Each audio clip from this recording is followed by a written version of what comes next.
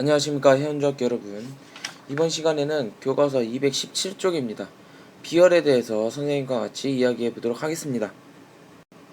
이번 시간의 학습 목표입니다. 물질에 따라 비열이 다름을 알 수 있고 비열의 차이로 나타나는 현상을 설명할 수 있다. 두 가지가 있죠. 여러분이 지금 처음 본 단어가 있습니다. 그렇죠. 비열이죠. 이번 시간에는 여러분들이 비열이 무엇인지 정확하게 파악하는 게 이번 동영상의 학습 목표다. 우리가 그렇게 얘기할 수가 있습니다. 선생님과 같이 이번 시간에는 비열이 무엇인지 정확하게 확인하는 그런 시간이 됐으면 좋겠습니다. 교과서 218쪽 물과 식용유의 온도 변화 실험입니다. 여러분들이 수행평가를 해야 할 실험이기 때문에 선생님이 간단하게 설명을 하도록 하겠습니다.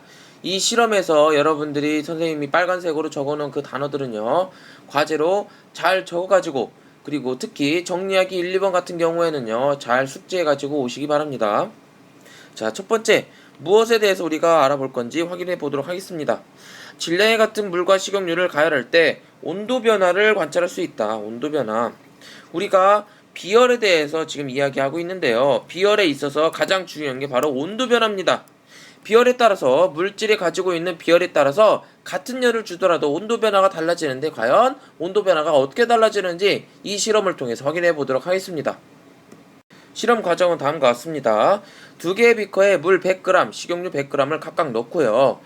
두 비커를 전열기에 올려놓고 가열하면서 1분 간격으로 물과 식용유 온도를 측정하여 표에 기록하게 됩니다. 이때 물과 식용유의 온도 변화의 결과는 다음과 같습니다. 여러분들이 실제로 실험할 때는 이거와 좀 다른 결과가 있겠지만 여러분들이 여기에서 눈에 띄게 발견할 수 있는 게 바로 이겁니다. 물과 식용유의 온도 처음에 시작할 때는요 10도였죠. 그런데 5분이 지난 뒤에는요 물의 온도는 40 그리고 식용유 온도는 86도가 된 것을 확인할 수가 있습니다. 물과 식용유의 온도 변화 그래프를요 그려보게 되면 다음과 같습니다. 식용유는요 같은 시간 끓인다 하더라도 온도 변화가 상당히 높게 올라감을, 그리고 물은요 온도 변화가 그렇게 크지 않음을 알 수가 있습니다. 이 그래프는 여러분들이 반드시 기억해야 됩니다. 뭐라고? 이 그래프는 여러분들이 꼭 기억해야 되는 겁니다. 정리하기 1번입니다. 물과 식용유 중 온도가 더 빨리 높아지는 것은 식용유입니다. 정리하기 2번입니다. 물과 식용유 중 온도가 더 빨리 낮아지는 거는요 간단하게 생각하면 됩니다. 물과 식용유 중에 더 빨리 끓어오르는 게 뭐였죠? 그렇죠. 식용유가 더 빨리 온도가 높아졌습니다. 그렇기 때문에 온도가 더 빨리 식는 것도 당연히 식용유일 것입니다. 다음과 같은 실험을 통해서 우리가 비열을요 다음과 같이 정리를 할 수가 있습니다. 비열이란 어떤 물질 1kg의 온도를 1도씨 높이는 데 필요한 열량이고요. 비열의 단위는요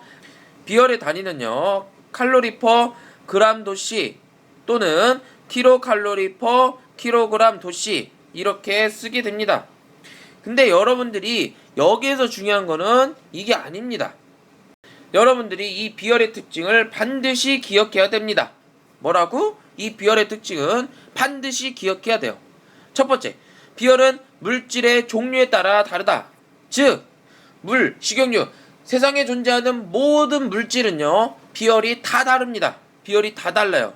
그렇기 때문에 비열은요 물질의 특성이다. 우리가 이렇게 이야기할 수 있고요. 그 다음에 두 번째, 비열이 클수록 온도를 변화시키기가 어렵다. 즉 온도가 더 빨리 올라가는 것일수록 비열이 작다.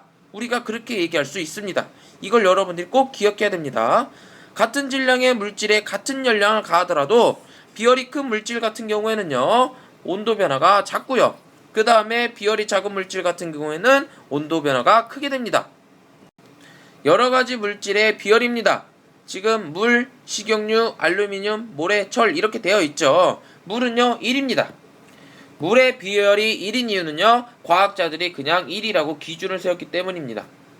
같은 열을 다했을 때 물이 올라가는 온도 변화를 보고 그것을 기준 1이다 기준으로 이렇게 정해놓고, 만약에 다른 물질을 가열했을 때 물보다 더 빨리 끓는다, 온도가 더 빨리 올라간다 했을 때는요 비열을 낮게 잡고, 물보다 온도가 더 천천히 올라간다 그러면 비열을 높게 잡고 이렇게 정했습니다.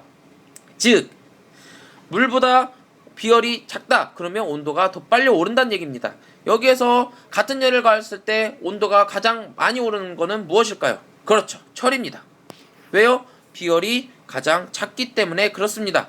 지금 물, 식용유, 알루미늄, 모래 중에서 온도가 가장 많이 오르는 거는요, 같은 열을 가했을 때 온도가 가장 많이 오르는 거는 철이고요. 온도가 가장 적게 오르는 거는 물입니다. 알겠죠? 그러면 우리가 온도가 가장 많이 오르는 거를 1번을 했을 때 철을 1, 그 다음에 모래는 2, 그 다음에 알루미늄을 3, 식용유는 4, 그 다음에 마지막 물은 5 이렇게 정할 수가 있습니다. 비열과 기후인데요. 물이 많은 해안지역과 물이 적은 사막지역은 당연히 기후가 다릅니다. 일교차가 다르겠죠. 왜냐하면 같은 열을 준다 하더라도 온도 변화가 달라지기 때문에 그러는데요.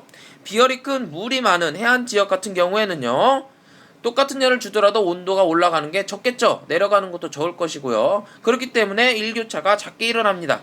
하지만 물이 적은 사막지역 같은 경우에는요. 온도가 더 많이 오르기 때문에 일교차가 크게 됩니다. 낮에는 엄청 뜨거웠다가 밤에는 엄청 추워지는 그러한 현상을 겪게 될 겁니다. 지금까지 이야기한 것을 정리해 보도록 하겠습니다. 비열. 비열이란 어떤 물질 1kg의 온도를 1도씨 높이는 데 필요한 열량인데요. 여러분들이 꼭 기억해야 되는 거는요. 바로 이 두 번째입니다.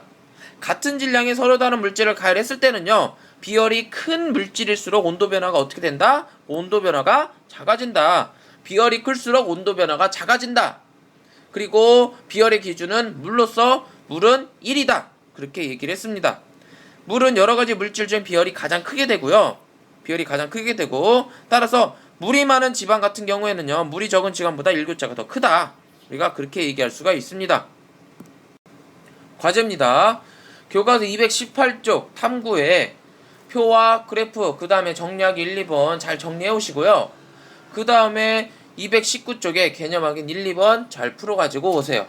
자, 시험 범위가 지금 얼마 남지 않았습니다. 다음 시간에는요. 열을 가했을 때 부피 변화가 어떻게 달라지는지 열팽창에 대해서 이야기해 보도록 하겠습니다.